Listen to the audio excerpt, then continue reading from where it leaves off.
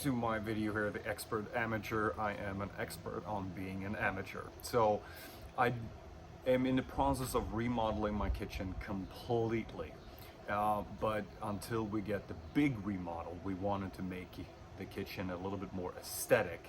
So in the meantime, we decided to paint it.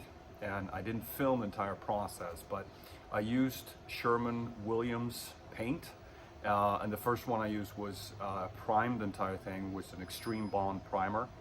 And then I used an Inkwell Sherwin-Williams satin-based color, which is, I have a cheat sheet here, which is 6992 Sherwin-Williams. And we use that for the cupboards and the doors.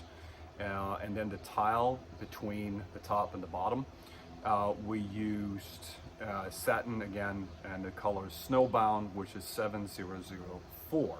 And this is what it looked like before, and this is sort of a little bit of a process what it looked like, and this is sort of what it looked like when it's before and after the complete product. And we're very satisfied with how it looks, but that's sort of like just a meantime, because we're going to redo the floors, we're going to actually tear down walls, we're going to redo the kitchen counters, and then I'll show that process in another video. But this is the before and after. It's amazing what a little bit of paint can do.